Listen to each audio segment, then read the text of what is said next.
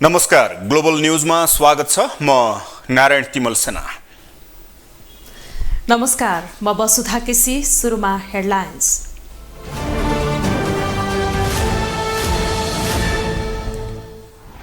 राष्ट्रिय जनगणना 2078 को नतिजा सार्वजनिक। कुल जनसङ्ख्या 2,91,64,578। भक्तपुरमा सबैभन्दा बढी वृद्धि हुँदा रामेछापमा भने कम।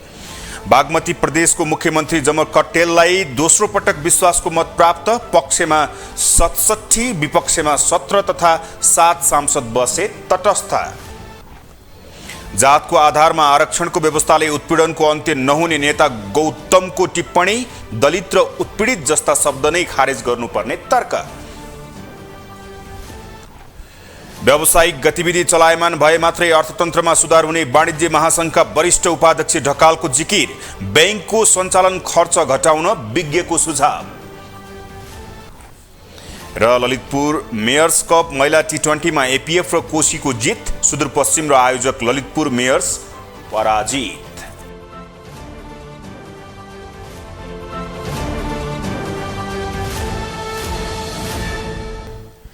ग्लोबल न्यूज अब विस्तारमा। नेपालको 12औं राष्ट्रिय जनगणना 2078 को नतिजा सार्वजनिक भएको छ। शुक्रबार काठमाडौँमा 12औं राष्ट्रिय जनगणना 2078 को नतिजा सार्वजनिक गरिएको हो। अब नेपालको कुल जनसङ्ख्या 2,91,64,578 पुगेको छ। नेपालको कुल जनसङ्ख्या 2,91,64,578 पुगेको छ।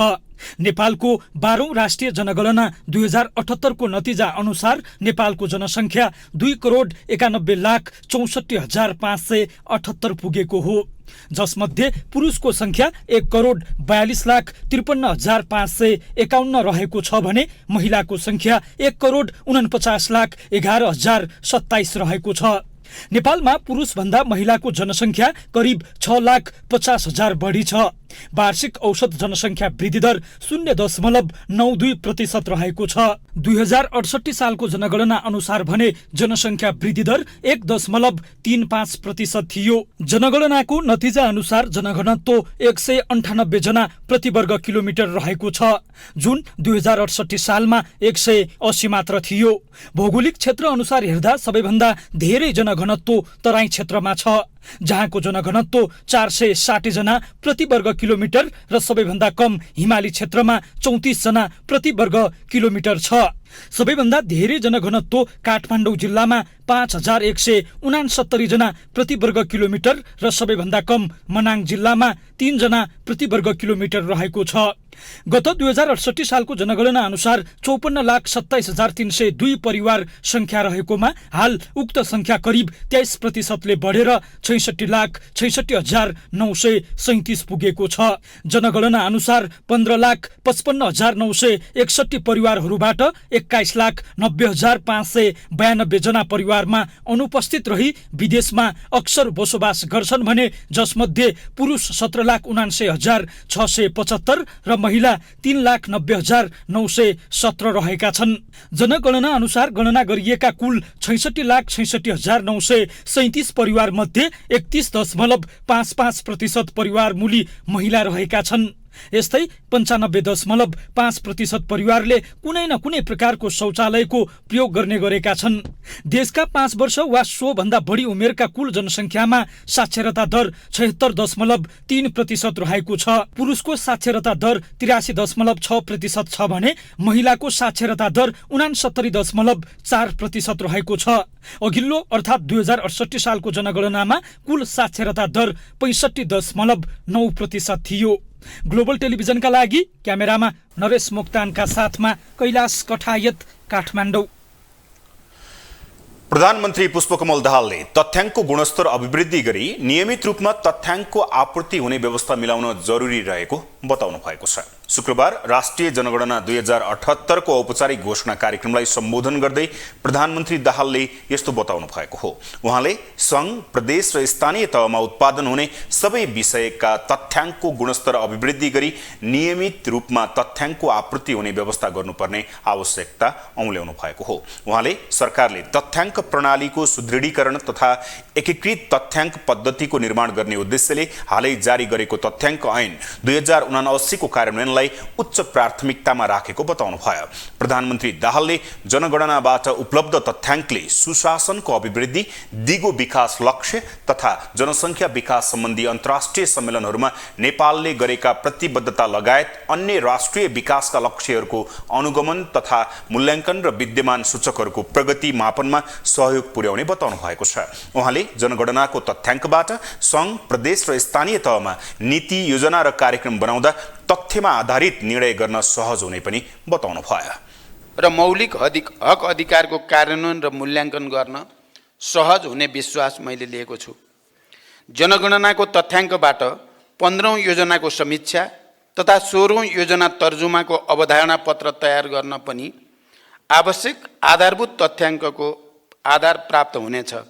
राष्ट्रिय जनगणना 78बाट उपलब्ध भएका तथ्याङ्कले सुशासनको अभिवृद्धि, दिगो विकास लक्ष्य तथा जनसङ्ख्या र विकास सम्बन्धी अन्तर्राष्ट्रिय सम्मेलनहरूमा नेपालले गरेका प्रतिबद्धता लगायत अन्य राष्ट्रिय विकास लक्ष्यहरूको अनुगमन तथा मूल्याङ्कन र विद्यमान सूचकहरूको प्रगति मापनमा पनि सहयोग पुग्नेछ।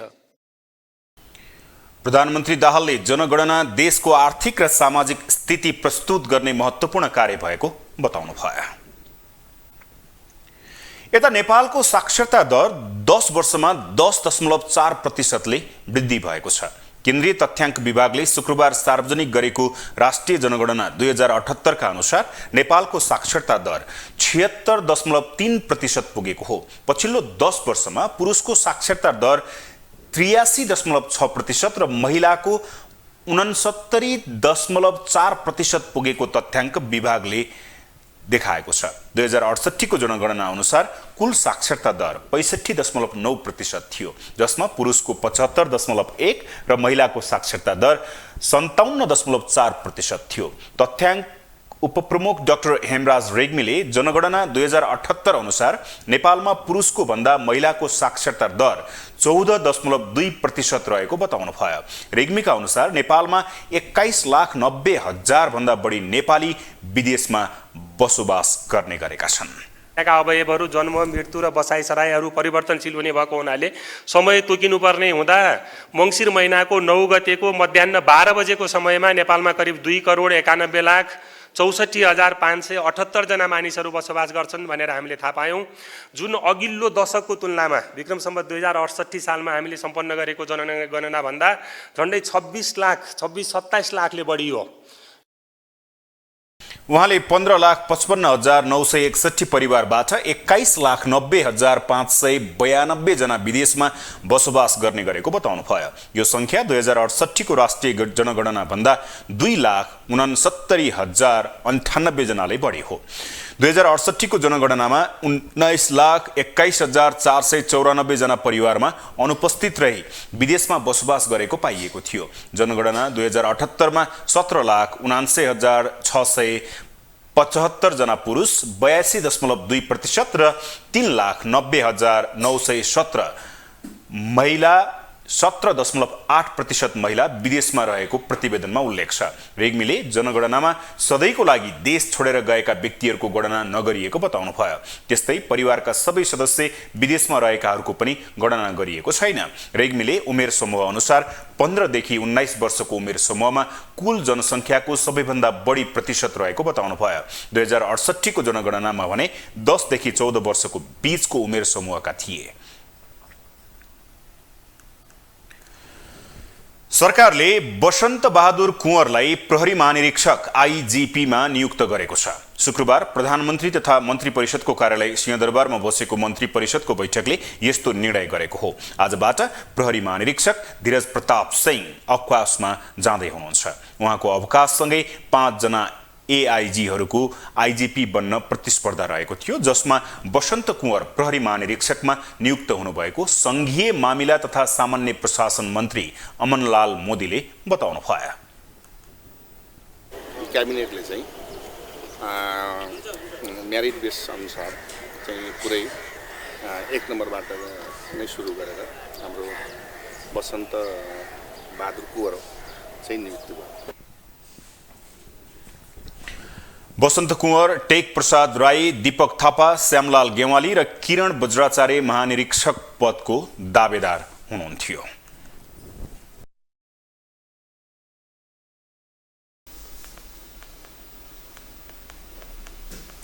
बागमती प्रदेशको मुख्यमन्त्री शालिग्राम जमकट्टिलले विश्वासको मत प्राप्त गर्नुभएको छ। सरकारलाई समर्थन गरेका दलहरूले समर्थन फिर्ता लिएपछि मुख्यमन्त्री जमकट्टिलले दोस्रो पटक विश्वासको मत प्राप्त गर्नुभएको हो। उहाँलाई माओवादी केन्द्रसहित नेपाली कांग्रेस, एकीकृत समाजवादी र हाम्रो नेपाली पार्टीले विश्वासको मत दिएको प्रदेश सभाको सचिवालयले जनाएको छ। जमकट्टिललाई 67 जनाले विश्वासको मत दिएका छन् भने विपक्षमा 17 मत आएको छ। यस्तै 91 जना सदस्य उपस्थित रहेको प्रदेशसभा बैठकमा 7 जना तटस्थ बसेका थिए।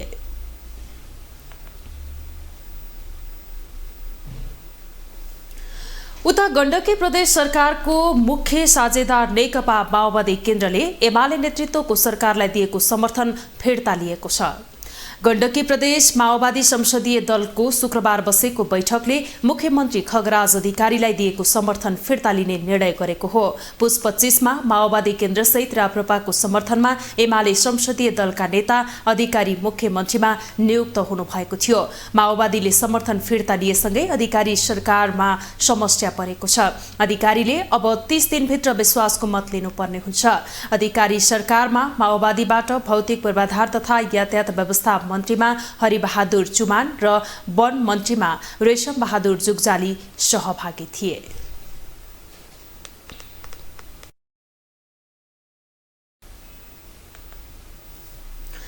नेपाली कांग्रेसका महामन्त्री गगन कुमार थापाले प्रधानमन्त्री पुष्पकमल दाहाललाई आफ्नो पद गुम्ला कि भन्ने डर रहेको टिप्पणी गर्नुभएको छ। शुक्रबार काठमाडौँमा आयोजित कार्यक्रममा महामन्त्री थापाले मान्छेलाई बढी पाउने इच्छा हुने भन्दै उहाँले प्रधानमन्त्री दाहालमा पनि पद गुम्ला कि भन्ने डर रहेको बताउनु भएको हो। पूर्व प्रधानमन्त्रीहरूलाई फेरि प्रधानमन्त्री हुन पाइँदैन कि भन्ने चिन्ता उत्तिकै रहेको समेत उल्लेख गर्नुभयो। उहाँले बालबालिकाहरूलाई भने डर दिने गरी शैक्षिक वातावरण बनाउन नहुने समेत बताउनुभयो। बालबालिकाहरूलाई अभिभावक र शिक्षक मिलेर मेहनत गर्न सिकाउनु पर्ने, तर एकपटक असफल हुँदैमा खत्तम भयो भन्ने गरी परीक्षाको नाममा डर बोकाउने काम गर्न नहुने उहाँको भनाइ थियो। पटक पटक चुनाव जितेकोलाई अर्को पटक चुनाव नजित्ला कि भन्ने डर छ। अहिले भइरहेको प्रधानमन्त्रीलाई भोलि बिहानतिर अरू मिलेर मलाई प्रधानमन्त्री हटाइदिएला कि भन्ने डर छ। हेर्नुहोस् त, भनेको जुनसुकै क्षेत्रमा तपाईँ जानुभयो भने, जुनसुकै ठाउँमा पुगेको भए तापनि मान्छेलाई जति छ त्योभन्दा बढी पाउने इच्छा भइरहेको छ। त्यसैले मैले बुझेको कुरा हो, हाम्रो केटीकेटीलाई के कुरा सिकाउनु पर्ने रहेछ भने, दौडिँदै छ भने तिमी दौड्यौ, मजाले दौड्यौ, लड्यौ भने फेरि उठ, फेरि दौड्यौ, लड्यौ भने थचक्क बस्न पाउँदैनौ, उठेर दौडिनुपर्छ। पहिलो भयो भने म खुसी हुन्छु, तर तिमी हार्यौ भने पनि मलाई केही चित्त दुख्दैन, तर दौड चाहिँ पुरा गर्नुपर्छ। महामन्त्री थापाले बालबालिकाहरूलाई एक अर्कासँग तुलना गर्न नमिल्ने भन्दै उनीहरूलाई पहिलो हुने र दोस्रो हुने भनेर परीक्षाको नाममा तनाव दिन नहुने समेत बताउनुभयो। कार्यक्रममा विद्यालयका विद्यार्थीहरूले सांस्कृतिक कार्यक्रम पनि प्रस्तुत गरेका थिए। राष्ट्रिय सभा अन्तर्गतको दिगो विकास तथा सुशासन समितिले राष्ट्रिय सभाबाट पारित संकल्प प्रस्तावको कार्यान्वयनको अनुगमन गर्न उपसमिति गठन गरेको छ। गत बुधबार बसेको राष्ट्रिय सभाको बैठकले दलित समुदायका विभेद र उत्पीडनहरूको अन्त्य गरी सामाजिक, सांस्कृतिक, आर्थिक, राजनैतिक समानता, समृद्धि र सामाजिक न्याय सुनिश्चित गर्ने सम्बन्धी संकल्प प्रस्ताव सर्वसम्मत रूपमा पारित गरेको थियो। शुक्रबार बसेको समितिको बैठकले सो संकल्प प्रस्तावको कार्यान्वयनको अवस्थाको अनुगमन गर्न समिति सदस्य भुवन बहादुर सुनवारको संयोजकत्वमा 3 सदस्यीय सदस्यीय उपसमिति गठन गरेको हो। बैठकको निर्णयबारे जानकारी दिनुहुँदै समिति सभापति प्रकाश पन्थले संकल्प प्रस्ताव पारित गर्दा सरकारलाई आवश्यक निर्देशन समेत दिएको बताउनुभयो। विशेष गरेर आजको समितिको एजेन्डा चाहिँ यो दलित समुदायका विभेद र उत्पीडनको अन्त्य गरी सामाजिक, सांस्कृतिक, आर्थिक, राजनीतिक समानता, समृद्धि र सामाजिक न्याय सुनिश्चित गर्ने सम्बन्धमा चाहिँ राष्ट्रिय सभाबाट स्वीकृत सर्वसम्मत पारित सङ्कल्प प्रस्तावको सम्बन्धमा थियो।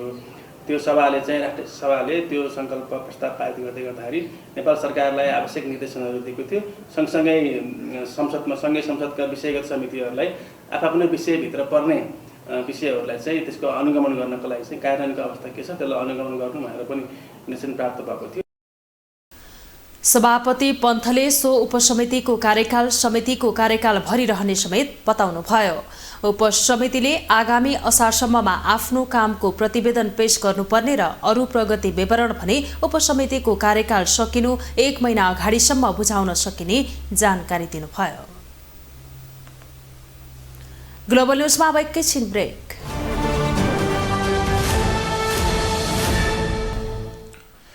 ब्रेकपछि स्वागत छ। अब बाँकी न्यूज।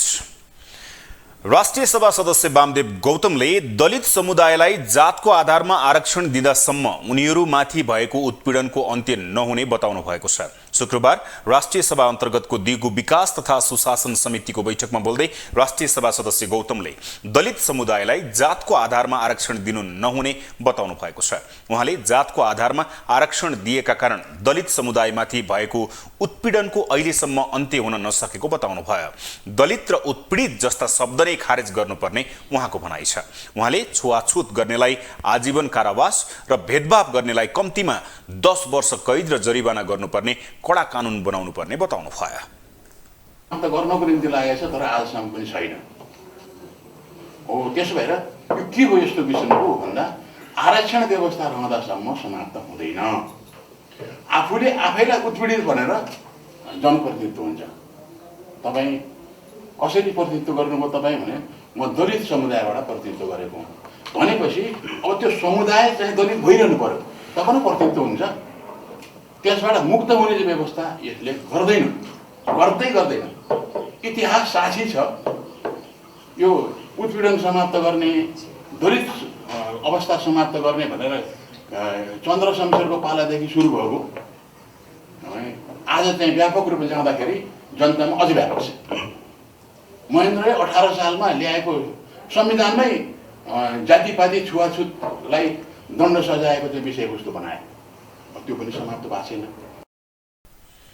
उहाँले उमेरको आधारमा पनि कसैलाई विभेद गर्न नहुने भन्दै मान्छेलाई गर्ने सबै प्रकारको विभेदहरूको अन्त्य गर्नुपर्ने बताउनु भयो।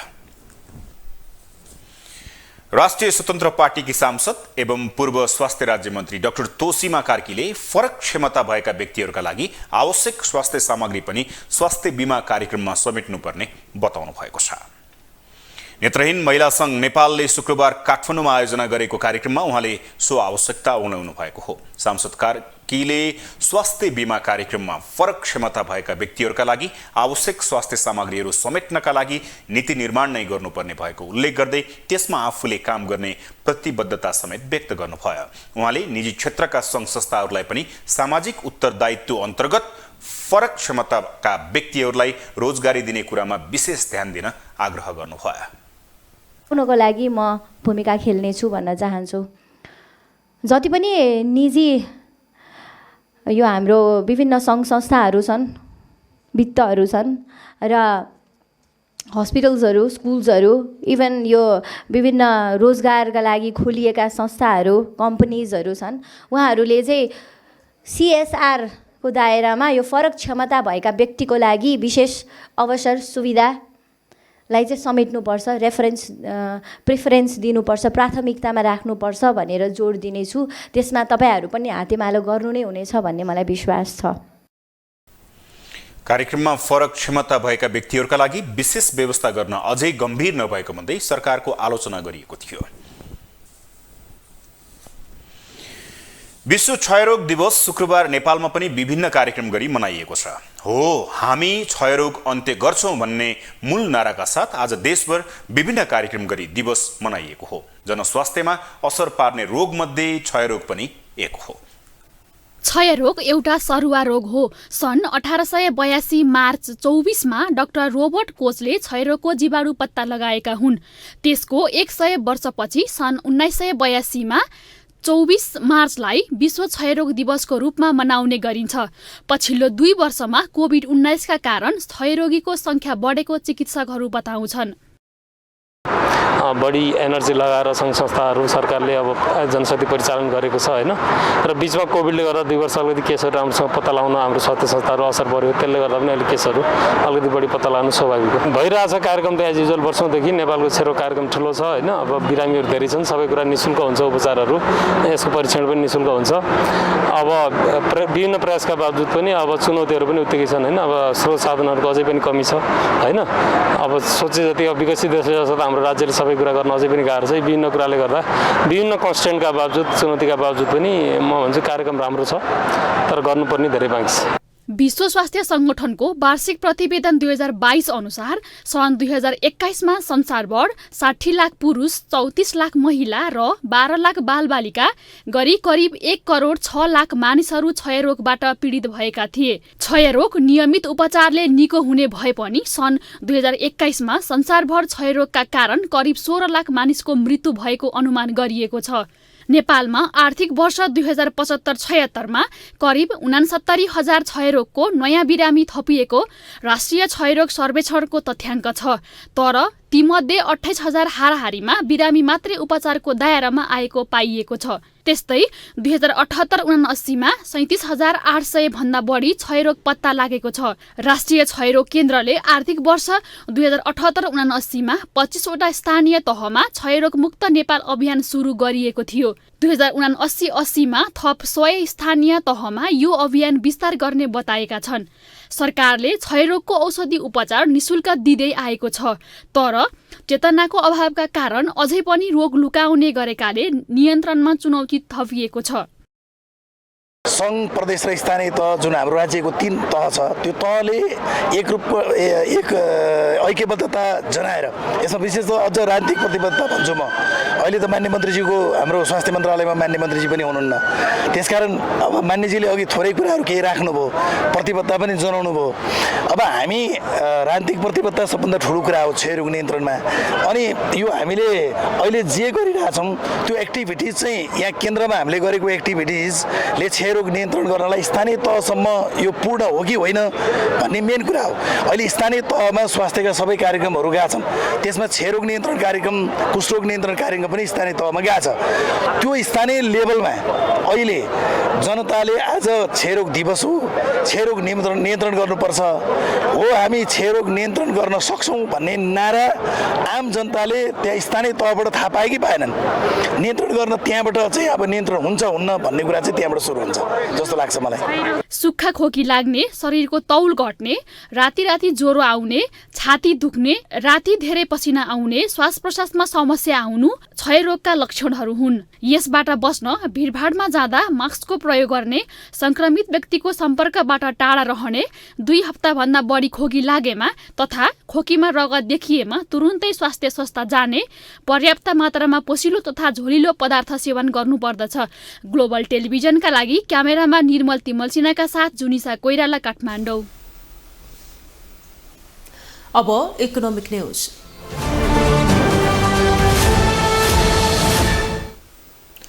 नेपाल उद्योग वाणिज्य महासंघका वरिष्ठ उपाध्यक्ष चन्द्रप्रकाश ढकालले सरकार र राष्ट्र बैंकले व्यावसायिक गतिविधि चलायमान हुने नीतिगत व्यवस्था गरे अर्थतन्त्रमा सुधार आउने बताउनु भएको छ। शुक्रबार नेकपा कम्युनिस्ट समाजवादी पार्टीको अर्थ विभागले आयोजना गरेको कार्यक्रममा बोल्दै वरिष्ठ उपाध्यक्ष ढकालले यस्तो बताउनु भएको हो। उहाँले बिग्रदो अर्थतन्त्रलाई सुधार गर्नका लागि सरकारले व्यावसायिक गतिविधि चलायमान बनाउने नीतिगत टुल्सहरू प्रयोग गरी बजारमा तरलता सहज रूपमा उपलब्ध हुने वातावरण बनाउन आवश्यक रहेको समेत बताउनुभयो।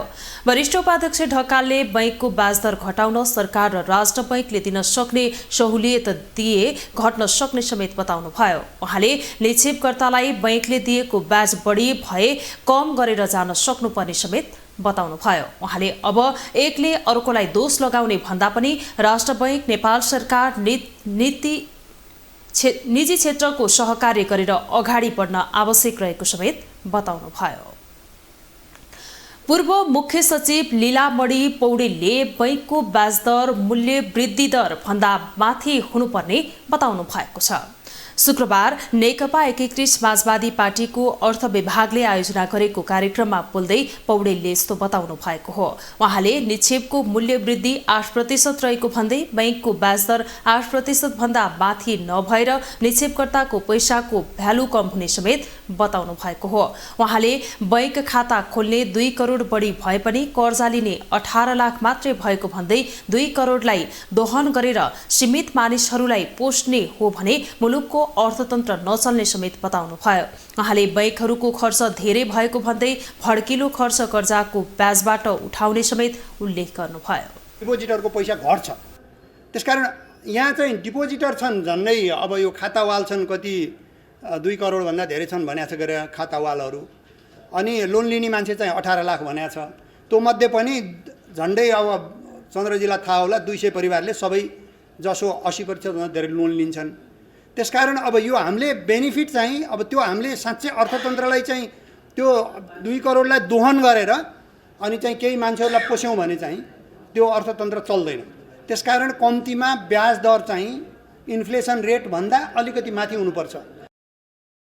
त्यस्तै अर्थविद डाक्टर चन्द्रमणि अधिकारीले नेपालको अर्थतन्त्र समस्या र चुनौतीको चाङमा रहेको बताउनुभयो।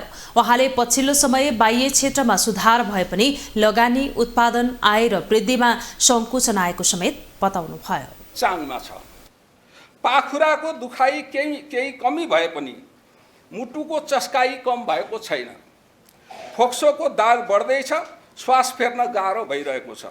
भन्नुको अर्थ बाह्य क्षेत्रमा केही सुधार देखिए पनि लगानी, उत्पादन, आय र वृद्धि खुम्चिएका छन्।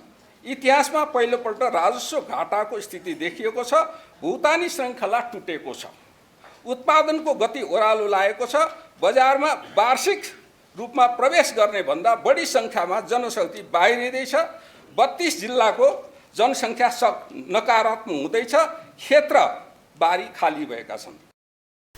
अर्थविद अधिकारीले नेपालका उत्पादनको गति ओह्रालो लाग्ने, वार्षिक रूपमा बजारमा प्रवेश गर्ने भन्दै धेरै जनशक्ति विदेशिएको समेत बताउनुभयो। उहाँले पैसा विधिसङ्गत तरिकाले सरकारको नियन्त्रणमा रहनुपर्ने भए पनि राज्य र राजनीति पैसाको नियन्त्रणमा पुगेको अनुभूति हुन थालेको समेत बताउनुभयो। वीरगञ्ज कृषि औजार कारखाना मर्मतका लागि रकम निकासा नहुँदा काम अगाडि बढेको छैन। नेपाल सरकारबाट कृषि औजार कारखाना मर्मतको निम्ति रकम निकासा नभएपछि काममा बाधा पुगेको छ।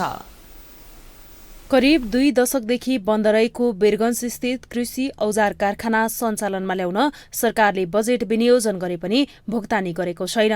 राष्ट्रिय आविष्कार केन्द्रका अध्यक्ष महावीर पुनले 10 वर्षसम्म कारखाना सञ्चालनको जिम्मा लिएर मर्म सम्भार कार्यलाई तीव्रता दिए पनि सरकार परिवर्तन भएपछि बजेट निकासा नभएकाले काम सञ्चालन हुने निश्चित छैन। नेपाल सरकारको तर्फबाट जुन यसको सञ्चालनको लागि सुरुमा जुन खर्च आउने भन्ने कुरो थियो, सो रकम चाहिँ आजको दिनसम्म आइपुगेको छैन। हाल आजको दिनसम्म जे जति पनि कामहरू भइराखेका छन् तिनीहरू भनेको सबै राष्ट्रिय आविष्कार केन्द्रको खर्चबाटै भइराखेको छ, जसमा चाहिँ हामीले लगभग यहाँको मेन्टेनेन्स वर्कर र यहाँको बसाइ लजिस्टिक्सहरूमा चाहिँ 30 देखि 35 लाख रुपियाँ खर्च भइसकेको छ आजको दिनसम्म। तत्कालीन सोभियत संघको आर्थिक तथा प्राविधिक सहयोग र नेपाल सरकारको संयुक्त लगानीमा 2024 साल फागुन 28 गते वीरगञ्जमा कृषि औजार कारखानाको स्थापना गरिएको थियो। नेपालको भूगोल सुहाउँदो कृषि क्षेत्रमा आवश्यक पर्ने औजारहरू सर्वसुलभ रूपमा उपलब्ध गराउने उद्देश्यले उक्त कारखानाको स्थापना गरिएको हो। वार्षिक 11 करोड रुपियाँसम्मको कारोबार हुने गरेको कारखाना 2046 साल यता बन्द छ। 2059 साल चैत 4 गते नेपाल सरकारको मन्त्री परिषद बैठकले कारखाना बन्द गर्ने निर्णय गरेको थियो। नेपाल सरकारको मन्त्री परिषद बैठकले बन्द गर्ने निर्णय गरे पश्चात हालको अवस्थामा कृषि औजार कारखानाका 54वटा मेसिन बिग्रिएको अवस्थामा छ। कारखानामा रहेको 54वटा मेसिनको मर्मत कार्य जारी नै रहेको राष्ट्रिय आविष्कार केन्द्रका मेकानिकल इन्जिनियर प्रपल कोजुले जानकारी दिए। मेन यहाँको सेक्सन भनेको चाहिँ मेकानिकलको यो वर्कसप सेक्सन नै हो, जहाँनिर चाहिँ 54वटा मेसिनहरू छन्। 54वटा मेसिनहरूमध्ये सेयरिङ मेसिन, डाइ प्रेसिङ मेसिनहरू, लेथ मिलिङहरू, होइन, ड्रिल मेसिन्सहरू, त्यस्ता मेसिनहरू छन् जुन 54वटा छन्। अब ती 54वटा चाहिँ सबै अहिले मेन्टेनेन्स भइराखेका छन्। लगभग सबै चाहिँ अपरेसनल कन्डिसनमा आइसकेका छन् भने केही चाहिँ अब फुल मेन्टेनेन्समा जानुपर्नेहरू पनि छन्। फुल मेन्टेनेन्समा भन्नाले चाहिँ मेसिनलाई कम्प्लिटली खोलेर अझ फेरि तिनीहरूको बिग्रेको पार्ट्सहरू रिप्लेस गर्दै चाहिँ रिएसेम्बल गर्न पर्नेहरू पनि छन्। अब त्यो कम्प्लिटली खोल्न पर्ने मेसिनहरू चाहिँ खोल्न पाएका छैनौँ। यता अर्का मेकानिकल इन्जिनियर अरुण शाहका अनुसार कृषि औजार कारखानामा रहेको 54वटा मेसिनमध्ये 48वटा मेसिन मर्मत कार्य पूरा भएको छ। उनले नेपाल सरकारबाट आउने रकम नआएको कारण काम समयअनुसार हुन नसकेको बताए। मर्मत कार्यको निम्ति आउने रकम समयमा आएको भए 6 महिनाभित्र कृषि औजार कारखानाको मर्मत कार्य सम्पन्न हुने दावी गरेका छन्। अहिले यहाँ लगभग 54वटा जति मसिन छ, होइन, त्यसमध्ये 49-48 जति बनिसकेका छन्। 5-6वटा जति अहिले बनेको छैन, बाँकी सबै वर्किङमा आइसकेको छ। 2079 साल असोज 11 गते अर्थ मन्त्रालय र राष्ट्रिय आविष्कार केन्द्रबीच कारखाना सञ्चालनको सम्झौता भएपछि वीरगञ्जवासीमा उद्योग सञ्चालन हुने आशा पलाएको थियो। तर सरकारले बजेट निकासा नगरेपछि आशा निराशामा परिणत हुने कारखानाका पुराना कर्मचारीहरू बताउँछन्। ग्लोबल टेलिभिजनका लागि पर्साबाट क्यामेरा पर्सन दीपक चौरसियाको साथमा उमेश दुबेको रिपोर्ट। अब इन्टरनेशनल न्यूज। बेलायतको संसदले बालबालिकाको मानसिकतामा नकारात्मक असर पर्न सक्ने र राष्ट्रिय सुरक्षाका गोप्य सूचना समेत लिक हुन सक्ने जनाउँदै चीनको सामाजिक सञ्जाल एप टिकटकमाथि प्रतिबन्ध लगाएको छ। त्यस्तै विश्वभरका बालबालिकाको मानसिक स्वास्थ्य र अमेरिकी सुरक्षामा खलल पुर्याएको भन्दै अमेरिकी संसदले टिकटकका प्रमुख कार्यकारी अधिकृत सोझी च्युसँग 5 घण्टा बयान लिएको छ। बेलायती संसदले राष्ट्रिय सुरक्षाका सूचना चुहावट हुन सक्ने भन्दै चीनको सामाजिक सञ्जाल टिकटकमाथि प्रतिबन्ध लगाएको छ। अब संसदको वाइफाई नेटवर्कबाट यसको प्रयोग गर्न पाइने छैन। बेलायतको राष्ट्रिय सुरक्षा समीक्षापछि निर्णय गरिएको सरकारका प्रवक्ताले जानकारी दिएका छन्। मन्त्रीहरूले आफ्नो फोनमा यो एप प्रयोग गर्न नसक्ने उनले बताएका छन्। धेरै सांसदहरूले यो एप प्रयोग गरेको पाइएको उनले बताए। यसका साथै कर्मचारीलाई दिएको उपकरणबाट पनि टिकटक हटाइनेछ। टिकटकले आफ्नो प्रयोगकर्ताको डाटा चिनिया सरकारलाई दिने आरोपको खण्डन गरेको छ। कम्पनीले आफ्नो विज्ञप्तिमा संसदको यो निर्णयलाई गलत धारणामा आधारित भएको जनाएको छ। यो प्रतिबन्ध लगत्तै संसदमा आउने सबै सांसद तथा अतिथिहरूले संसदको वाइफाई नेटवर्कबाट आफ्नो डिभाइसमा टिकटक चलाउन पाउने छैनन्। यद्यपि उनीहरूले आफ्नो मोबाइलमा डाटा चलाएर भने आफ्नो फोनमा टिकटक प्रयोग गर्न सक्ने भए तापनि त्यो घातक हुन सक्ने संकेत गरिएको छ। यसैबीच विश्वभरका बालबालिकाको मानसिक स्वास्थ्य र अमेरिकी सुरक्षामा खलल पुर्याएको भन्दै अमेरिकी संसदले टिकटकका प्रमुख कार्यकारी अधिकृत सोझी च्युसँग 5 घण्टा बयान लिएको छ। बालबालिकाको मानसिक स्वास्थ्य र राष्ट्रिय सुरक्षामा चिनिया एप्लिकेसनले चुनौती थपेको भन्दै अमेरिकामा टिकटक प्रतिबन्धका विषयमा बहस भइरहेको बेला अमेरिकाले यो कदम चालेको हो। 1.5 करोड अमेरिकाले टिकटक प्रयोग गरिरहेको तथ्याङ्क रहेको छ। बयानका क्रममा च्युले कसैको डाटाको अनाधिकृत वा अनैतिक तवरले प्रयोग नहुने बताएका छन्। उनीहरूको डाटाबारे अमेरिकाले बारम्बार चासो राखेपछि चिनिया कम्युनिस्ट पार्टीले समेत डेटाको कुनै खेलवाड नहुने बताएको थियो। अमेरिकी संसदमा कसैले पनि टिकटकको समर्थन गरेनन्। यसले बालबालिकामाथि नकारात्मक प्रभाव पारेको धेरैको तर्क थियो। टिकटकले बालबालिका यौन शोषणको जोखिममा पर्दै गएको सांसदहरूको जिकिर थियो। त्यस एप्लिकेसनको गोपनीयताको सवालमा प्रश्न तेर्सिएपछि एप्लिकेसन चिनिया सरकारको इशारामा नचल्ने बताइएको छ। टिकटकका अनुसार बाइडेन प्रशासनले चिनिया लगानीकर्ताको स्वामित्व फिर्ता गरे मात्रै अमेरिकामा प्रतिबन्ध नलगाउने शर्त छ। चीनको वाणिज्य मन्त्रालयले अमेरिकाले टिकटकलाई प्रतिबन्ध लगाएमा अमेरिकामा चिनिया लगानी र सामान बिक्रीबारे सोच्नुपर्ने चेतावनी दिएको छ। अमेरिकाले टिकटक प्रतिबन्धका लागि पहल बढाइरहेको छ। त्यसअघि उसले टिकटकलाई आफ्नो भनाइ राख्ने मौका दिएको हो। प्रतिबन्ध कहिले लगाउने छ भन्ने निश्चित छैन, तर संसद टिकटकको प्रतिबन्धमा एकमत झैं छ। बाइडेन प्रशासनले टिकटक प्रतिबन्ध लगाएमा वाशिङटन र बेजिङको सम्बन्धमा थप दरार उत्पन्न हुने निश्चित छ। अमेरिकी संसदको एक समितिले प्रतिवेदन सम्बन्धी विधेयकलाई अनुमोदन गरेको छ र यदि यो विधेयक कानुन बनेमा राष्ट्रपतिलाई उपयुक्त लागेको अवस्थामा टिकटकमाथि प्रतिबन्ध लगाउन सक्ने अधिकार हुनेछ। अमेरिकी राष्ट्रपति जो बाइडेन आफै सङ्घीय सरकारको स्वामित्वमा रहेका सबै स्मार्टफोनबाट टिकटक एप हटाउने आदेश दिएका छन्। ग्लोबल टेलिभिजनको लागि एजेन्सीको सहयोगमा विशाल पुरीको रिपोर्ट। अब स्पोर्ट्स न्यूज।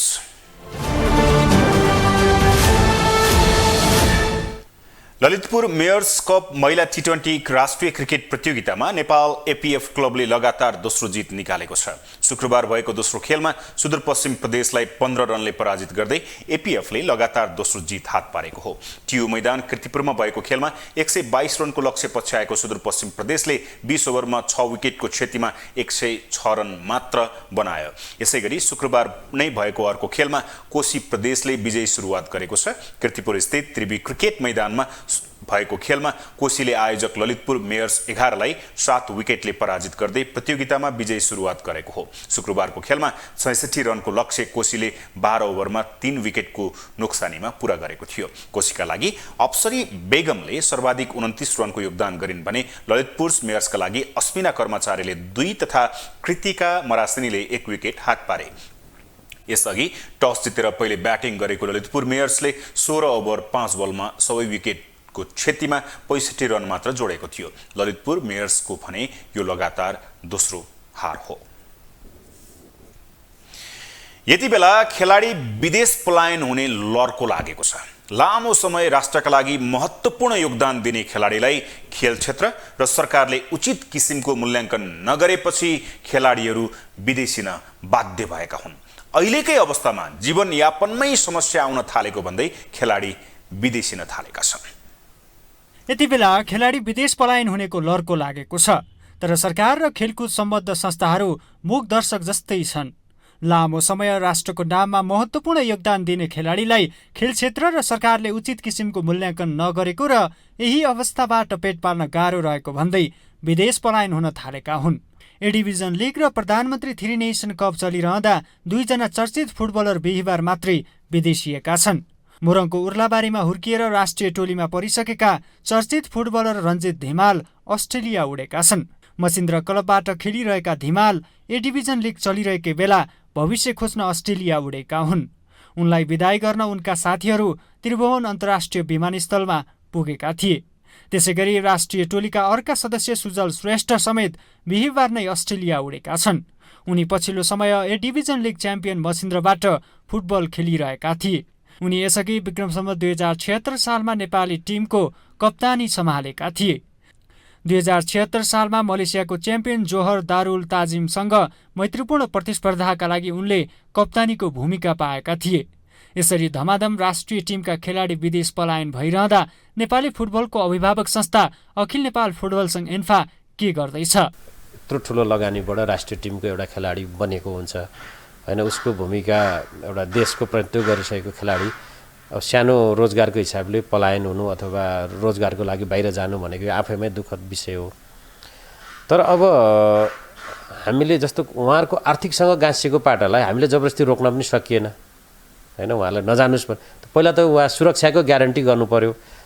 र अब जस्तो अब हामीले भन्नुहोस् न, हाम्रो रेसियो भनेको यहाँबाट दिने रेसियो र अस्ट्रेलियाको रेसियो त धेरै डिफ्रेन्स छ। उहाँहरू महिनामा नर्मली 3-4-5 लाख रुपियाँ मजाले कमाउनुहुन्छ भने यहाँबाट पुरै खेल्दा पनि त्यो लेभलको पैसा त हामी दिन सक्दैनौँ। अब हाम्रो आफ्नो भूगोल, आफ्नो अवस्था, इकोनोमिक स्ट्यान्डर्डहरू के छ त्यसमा फरक छ। अब कतिसँग चाहिँ के छ भन्दाखेरि उहाँको एज अब रिटायर हुने एज भएको छ। त्यो रिटायर हुने एजलाई कसरी अब अहिलेसम्म उहाँहरूसँग अब आधारहरू छ, भोलि गएर त्यो आधार पनि नहुन सक्ने भन्ने धेरै कुराहरूले उहाँले समीक्षा गर्नुभयो होला। नेपाली खेलकुदमा विश्व स्तरका भौतिक पूर्वाधारको अभाव र खेलाडीका लागि पर्याप्त सुविधाको समेत कमी छ। भविष्यको प्रत्याभूति नहुँदा धेरै राम्रा खेलाडीहरू विदेश पलायन भइरहेका छन्। साथै यो क्रम अझै बढ्ने देखिन्छ। नेपालमा फुटबल खेल्दै आएका फुटबलर डोना थापा अस्ट्रेलिया पुगेका नेपाली खेलाडीहरूले सामान्य फुटबल खेलेर जीविकोपार्जन गर्ने गरेको सुनाउँछन्। इभेन्ट भिजामा जाने केटाहरू होइन, एज एन त्यहाँ इभेन्ट छ टाइपको जाने, 3 महिना बसी स्टुडेन्ट भिजामा कन्भर्ट गरेर कामै गर्ने हो नि त। त्यहाँ भयङ्कर खेल्ने केही होइन क्या। त्यो नाइकको एडिडासको ब्रान्डेड कपडाहरू लाए पनि त्यहाँ कामै गर्ने हो नि त जसरी पनि होइन। रञ्जित र सुजलका अलावा यसअघि राष्ट्रिय टिमबाट खेलिसकेका 2 दर्जनभन्दा धेरै फुटबलर विदेशिएका छन्। यसअघि विमल राणा, गौतम श्रेष्ठ, दिनेश राजवंशी, अभिषेक रिजाल, सन्तोष तामाङ, सुमन लामा, दर्शन गुरुङ, आशिष लामा, सुमन अर्याल, तेज तामाङ, हेमन्त थापा मगर विदेशिएका छन्। नेपाली फुटबलमा चलेका खेलाडीहरू जगदीश श्रेष्ठ, सञ्जोग राई, विवेक बस्नेत, मिक्सिन तामाङ, एलन नेउपाने, हेमन्त गुरुङ, दिलेन मोक्तान, राजेन्द्र रावल, प्रवीण सैजु, विमल बस्नेत, अमिर श्रेष्ठ, गान्देव खड्का, शिव गुरुङ, नवीन गुरुङ, निरज बस्नेत, रोहित कार्की, राजन गुरुङ, रोशन खड्का र सूर्य अधिकारी समेत विदेश पलायन भएका छन्। खेलकुदलाई राज्यले हेर्ने दृष्टिकोण दूरगामी र प्रभावकारी बन्न नसक्दा वर्षौंसम्म खेलकुदमा लागेका खेलाडीले विकल्प रोज्न थालेका छन्। ग्लोबल टेलिभिजन एचडीका लागि क्यामेरामा निर्मल तिमेल सिन्हाका साथमा विनोद विक्रम भण्डारी, काठमाडौँ। ग्लोबल न्युजको अन्त्यमा अहिलेसम्मका हेडलाइन्स पुनः एकपटक।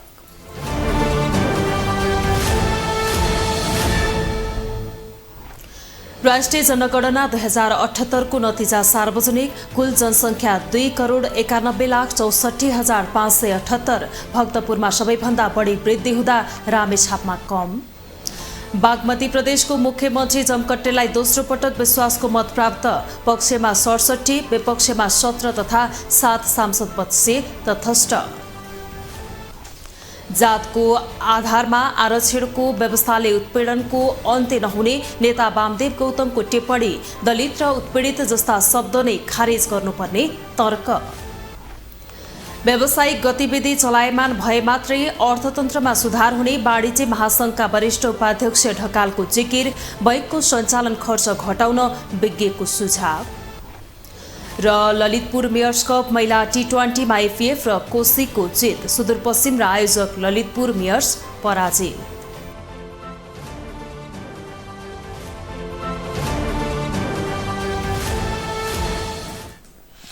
हौस् त ग्लोबल न्यूज अहिलेलाई यति नै। ग्लोबल टेलिभिजन तपाईँ फेसबुक तथा युट्युबमा पनि प्रत्यक्ष हेर्न सक्नुहुनेछ। ग्लोबल टेलिभिजन हेर्दै गर्नुहोला। नमस्ते।